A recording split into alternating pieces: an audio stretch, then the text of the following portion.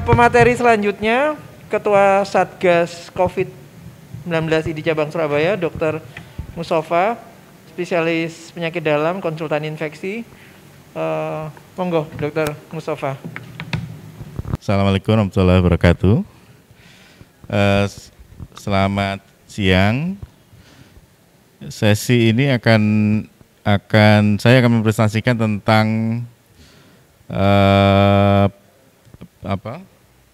APD dan desinfeksi, gampangnya seperti itu. Dan ini mungkin materi yang sudah berulang-ulang dan rasanya mungkin hampir semua peserta itu sudah memiliki pengetahuan tentang masalah ini. Masalah APD dan desinfeksi mungkin sedikit banyak sudah cukup paham ya, cukup tahu karena pandemi selama 4 bulan di Indonesia ini rasanya sudah banyak memberi pelajaran ke kita semua. Cuma nanti memang pada akhirnya akan timbul banyak dalam tanda kutip kontroversi ya, karena kontroversi ini timbul karena memang tidak satu panduan. Jadi ada sekian banyak panduan yang ada di sekitar kita. Ada panduan menurut BNPB, ada panduan menurut Kementerian Kesehatan. Kementerian Kesehatan sendiri sedikit banyak ikut panduan WHO. WHO juga ada kemiripan dengan CDC dan sebagainya. Jadi rasanya akan cukup banyak panduan, dan mana yang akan kita pakai itu seringkali harus kita sesuaikan dengan tempat kita bekerja. Jadi tidak maksudnya saya menyampaikan ini bukan menyuruh semuanya seperti ini karena mungkin situasi tempat bekerjanya memakai panduan yang lain, misalnya panduan BNPB secara penuh dan sebagainya. Jadi artinya ini hanya sebagai sharing aja, karena tapi yang kami pakai ini, materi yang saya berikan ini adalah materi standar untuk di Sutomo sebenarnya. Tetapi di Sutomo sendiri ada beberapa area juga tidak pakai panduan ini ya. Jadi yang agak membingungkan kan seperti itu ya. Di Sutomo sendiri ada beberapa area yang ikut BNPB ya, seperti BNPB, artinya pakai asma dan sebagainya. Kalau ikut panduan Kementerian Kesehatan biasanya tidak pakai hazmat ya, tidak pakai hazmat karena nanti akan ada catatannya, ada ulasannya di situ. Panduan Kementerian Kesehatan itu sedikit banyak ikut WHO. Kita kembali karena kita perlu lagi mengingatkan tentang apa itu pencegahan dan pengendalian infeksi. Karena sebenarnya apa yang kita hadapi sehari-hari ini tentang COVID itu sebenarnya adalah penerapan ke dunia nyata, kaidah-kaidah yang dipakai di pencegahan dan pengendalian infeksi, atau dulu namanya DALIN ya, pengendalian infeksi.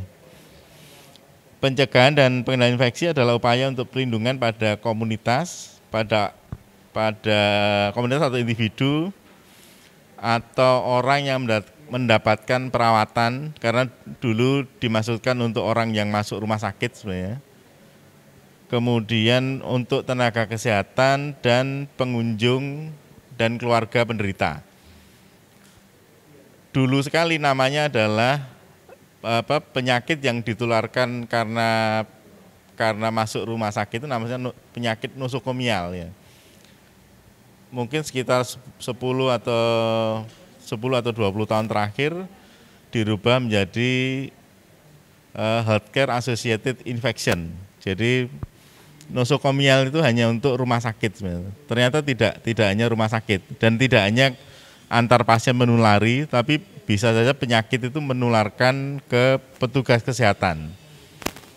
Istilah petugas kesehatan tertular itu bukan infeksi nosokomial, tapi masuk di HAIS ya, healthcare associated infection. Maka istilah PPI digunakan karena lebih luas ya. Bahasanya memang lebih luas, yaitu adalah pencegahan terhadap tertularnya dan menularkan penyakit di rumah sakit dan pelayanan kesehatan lain. Artinya konteksnya lebih luas. Dan yang tertular siapa? Tidak hanya pasien ke pasien. Secara klasik yang sebagai contoh adalah misalkan kita sakit diabetes dengan gangren. Masuk ke rumah sakit selama 1 minggu. Seminggu kemudian atau 2 hari atau 3 hari kemudian tiba-tiba muncul pneumonia pada pasien diabetes dengan gangren. Maka itu dulu namanya penyakit nosokomial. Artinya satu orang tertular dari orang yang lain. Tapi dengan kaidah PPI dan HAIS maka itu dikembangkan. Artinya petugas yang tertular di rumah sakit pun itu masuk HAIS. Walaupun dalam konteks nosokomial itu bukan penyakit nosokomial. Karena nosokomial dikenal hanya antar pasien sebenarnya. Ya hanya istilah aja, tapi itu pengembangan dari konteksnya.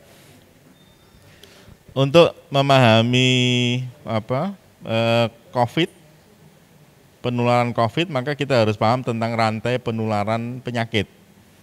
Suatu penyakit akan timbul kalau ada agen infeksi, jadi kuman, virus dan sebagainya, kemudian masuk ke tubuh manusia.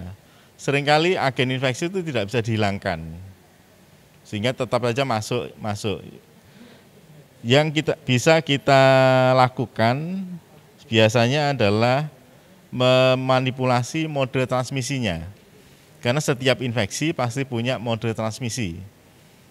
Ada kontak, ada droplet, ada airborne dan sebagainya. Kalau HIV itu kontak, kalau droplet misalnya COVID ini kita masukkan droplet, difteri juga droplet. Kemudian kalau tuberkulosis itu adalah airborne. Jadi beberapa penyakit punya kekhasan cara penularan.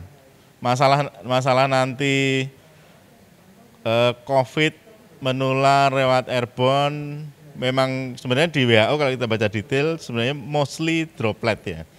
COVID itu mostly droplet, artinya ada sebagian kecil tidak droplet memang. Dari awal tidak droplet. Di panduan terbaru WHO menyebutkan bahwa harus hati-hati di ruangan tertutup ya, dengan ventilasi tidak baik maka bisa menjadi airborne. Masuk akal ya, karena memang kalau semua orang berkumpul di satu tempat dan ada yang COVID, maka kalau sirkulasi udara tidak baik ya pasti ngumpul di situ semua ya. Maka tidak hanya droplet. Droplet artinya percikan ludah menular gitu. Jadi artinya mode transmisi itu tidak saklek satu ya. Artinya bisa saja kalau yang droplet menjadi airborne, ya airborne menjadi hanya droplet dan sebagainya itu bisa terjadi. Kalau COVID memang mostly tetap dianggap sebagai droplet. Juga mungkin kita masih akan menganggap droplet karena kalau dianggap sebagai airborne maka implikasinya sangat berat ya. Implikasinya sangat berat. Misalkan kita menentukan sekarang COVID adalah airborne, maka semua orang harus mendapatkan masker yang sesuai untuk airborne. Artinya N95 minimal.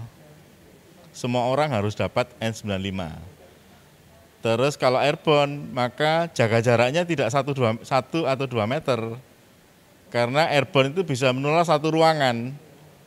Artinya satu ruangan hanya boleh 1 orang. Jadi artinya kalau dinyatakan sebagai airborne itu implikasinya sangat berat, terutama untuk pemangku kebijakan sangat berat. Jadi kajian tentang airborne segala itu mungkin kajian lebih ke riset ya, maksudnya enggak, ya situasional dan sebagainya. Tapi secara publik kita tetap menganggap itu droplet.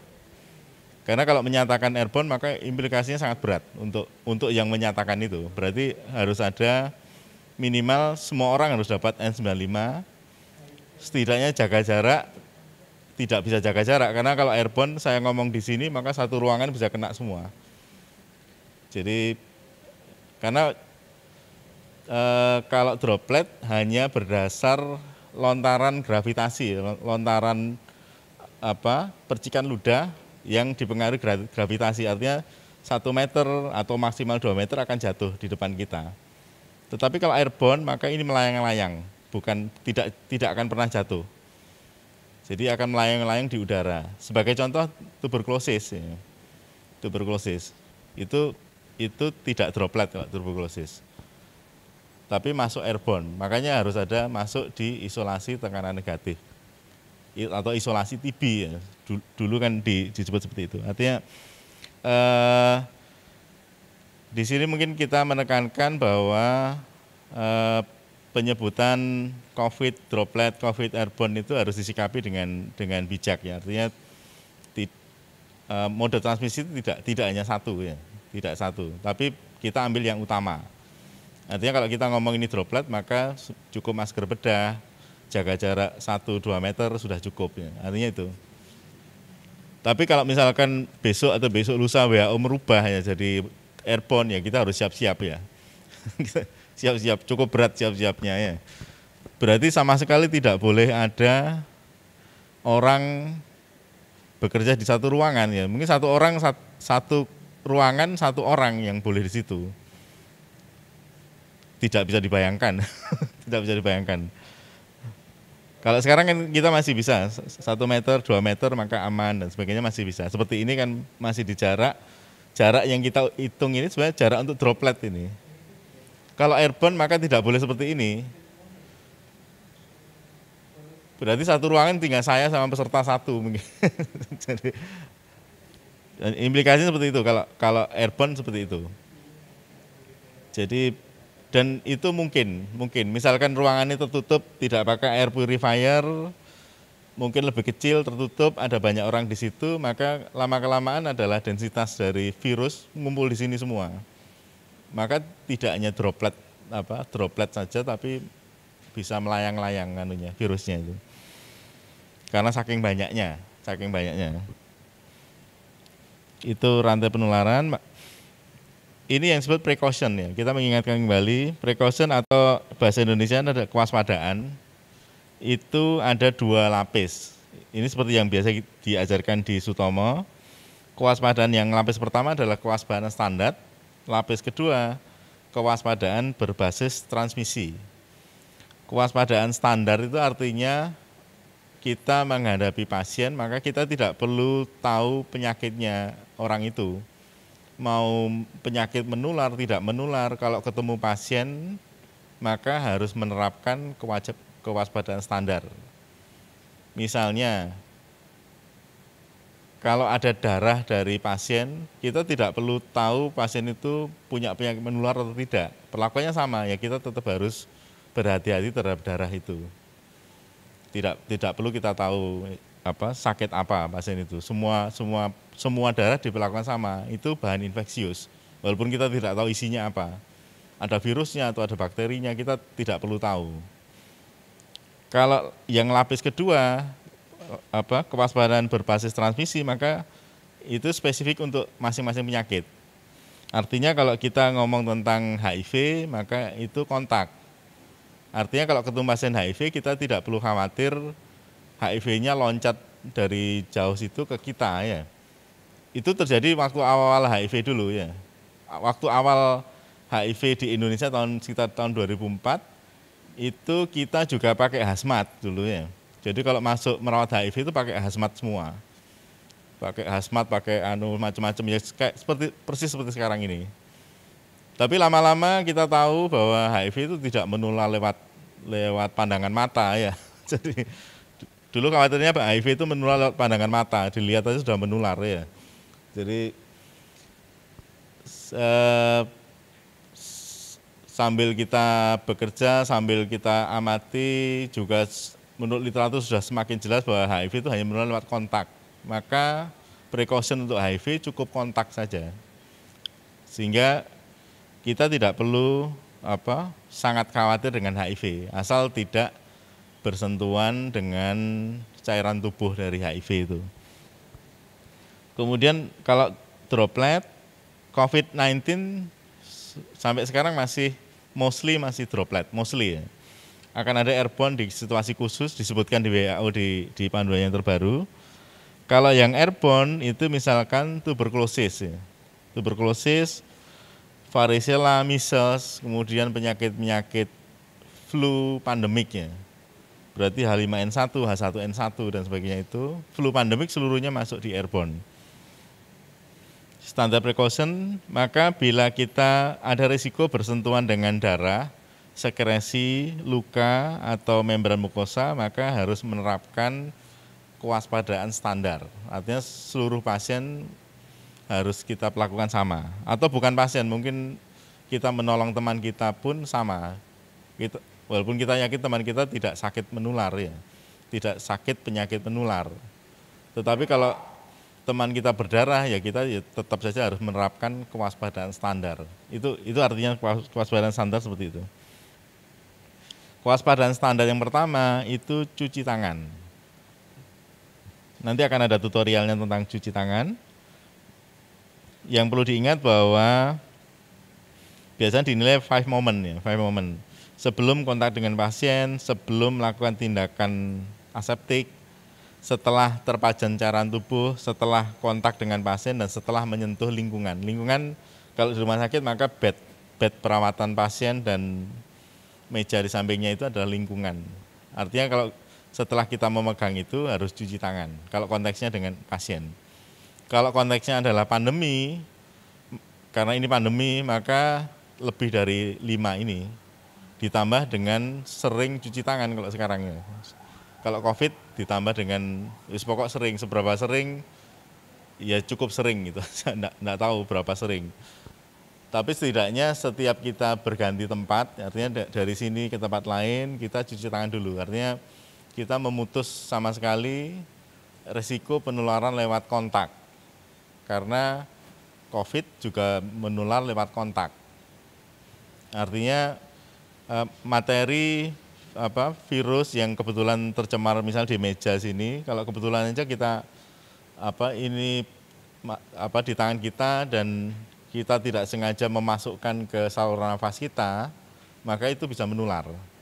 Itu yang dicegah, kenapa harus cuci tangan dan sebagainya. Walaupun COVID sendiri penularnya bukan lewat kontak sebenarnya.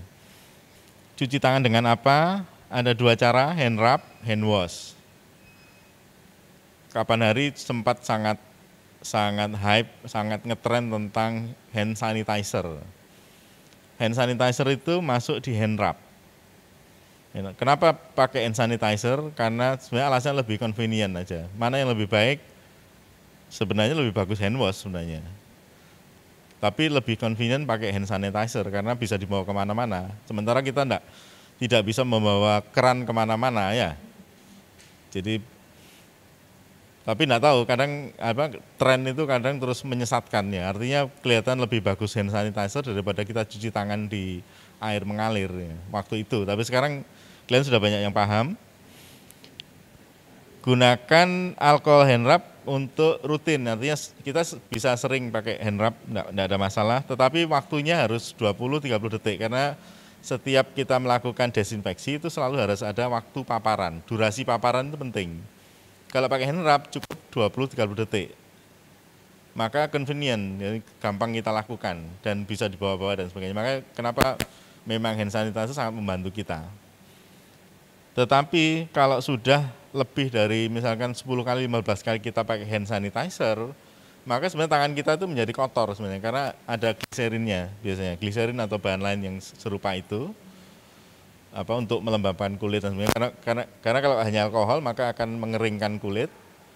Setelah sekian kali itu tangan kita sebenarnya relatif kotor sebenarnya. Maka harus dicuci dengan air. Maka hand wash memang sebenarnya selalu dipakai. Cuma kalau pakai hand wash dengan sabun, air mengalir dan sabun, waktunya lebih lama, 40-60 detik. Makanya memang lebih convenient pakai hand sanitizer memang. Tapi bukan berarti hand sanitizer lebih unggul daripada hand wash. Hand wash tetap diperlukan. Dan terutama kalau tangannya terlihat kotor, misalkan tangan kita tercemar darah dan sebagainya, maka tidak cukup pakai hand sanitizer, tetap hand wash. Ini detailnya nanti akan ditutur Pak Mukarom mungkin nanti yang memberi tutorial. Maka yang harus diperhatikan bahwa kapan membersihkan tangan, cuci tangan setelah membersihkan hidung, atau setelah memegang hidung pun seharusnya harus cuci tangan. Setelah memegang hidung, setelah batuk, tangan kita pakai nutup batuk, walaupun sebenarnya bukan telapak tangan, kalau sekarang lengan dalam yang kita pakai.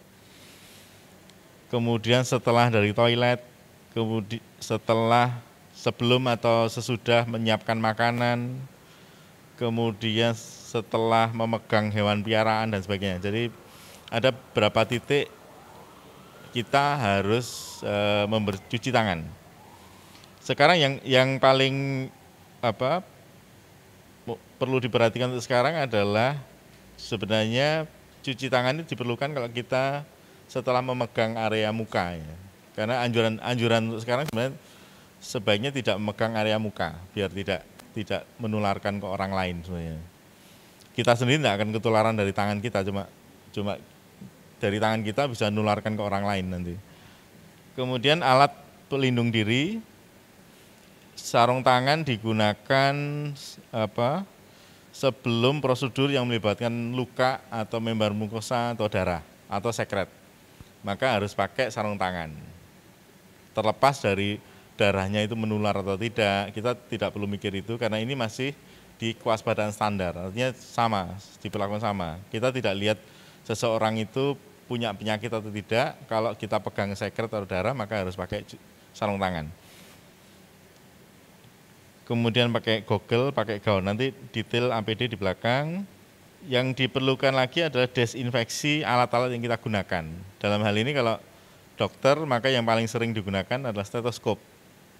Stetoskop, ballpoint dan sebagainya itu sebaiknya sering dibersihkan. Bisa dengan hand sanitizer, bisa pakai alkohol juga bisa. Jadi dulu yang sering kita duga menularkan ke banyak pasien sebagai infeksi HAIS itu stetoskop. Jadi pernah di suatu ruangan itu terjadi outbreak, ya. Di Sutomo terjadi outbreak sepsis, tapi anunya sama semua, Acinetobacter baumannii, kumannya sama, yang multidrug resistant, artinya itu pasti kontak yang paling sering stetoskop. Maka salah satu tata laksananya adalah setiap pasien satu stetoskop akhirnya. Karena dokternya tidak diharapkan untuk setiap pasien bersihkan stetoskop, maka satu pasien satu stetoskop. Itu untuk memutus rantai penularan. Karena seringkali dokter lupa membersihkan stetoskop. Satu stetoskop untuk satu ruangan, artinya kalau ada misalnya Acinetobacter, ada ESBL, itu akan nular satu ruangan. Akan tersebar di satu ruangan. Ini adalah gambar yang sering muncul di medsos, ya. Virus COVID, virus SARS-CoV-2 itu hidup di udara sampai 3 jam, ya. Kalau berupa aerosol. Pada tembaga 4 jam, pada kayu atau kardboard 1 hari, pada plastik 2-3 hari, stainless steel 2-3 hari. Sebenarnya hitungan ini tidak terlalu penting untuk kita, ya. Untuk kita sendiri tidak terlalu penting. Ini pentingnya apa untuk kita? Bahwa virus itu bisa hidup lama, ya, tergantung dia nempel di mana. Yang penting untuk kita adalah kita harus rajin, rutin membersihkan lingkungan kita.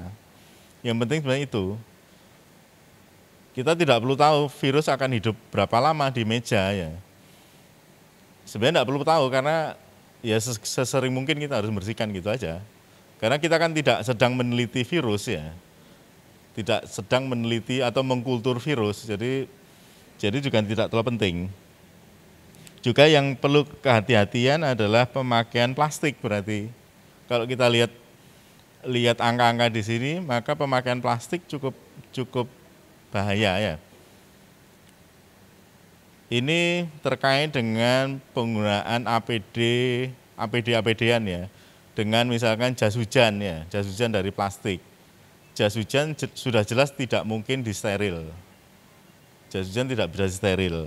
Artinya kalau seorang dokter pakai jas hujan sebagai APD dan itu kontaminannya menempel di situ, maka dia membawa kemana-mana kontaminan itu. Jas hujan itu tidak aman untuk lingkungannya. Mungkin aman untuk dokter yang memakai, tapi tidak aman untuk lingkungan. Maka kita harus hati-hati bahwa APD yang kita gunakan tidak malah mencemari lingkungan. Artinya orang yang pakai hazmat untuk belanja dan sebagainya itu sebenarnya sangat kurang tepat ya. Jadi itu. Karena sebenarnya kalau dipikir COVID itu tidak menular lewat kulit ya. Sebenarnya APD yang kita gunakan itu agar kita dapat melindungi lingkungan kita sebenarnya. Artinya setelah kita masuk ke area merah atau bersentuhan dengan orang COVID, kalau kita hanya pakai baju biasa, maka otomatis setiap kali bertemu orang masuk area itu, kita berisiko terkontaminasi. Maka setiap kali kita harus ganti baju dan mandi ya. Nah, untuk mempermudah adalah pakai APD. Jadi setelah dari situ pakai APD, APD-nya dilepas ya, sehingga kita hidup normal lagi, jadi pakai baju kita, baju kerja biasa. Artinya APD yang habis dari orang yang sakit COVID itu harus segera dibuka ya, harus segera dibuka, diganti. Bukan dipakai kemana-mana ya, karena COVID tidak menular lewat kulit ya. Jadi pakai APD kemana-mana itu sebenarnya kurang pas ya. Kecuali kalau lingkungannya seluruhnya adalah COVID, misalkan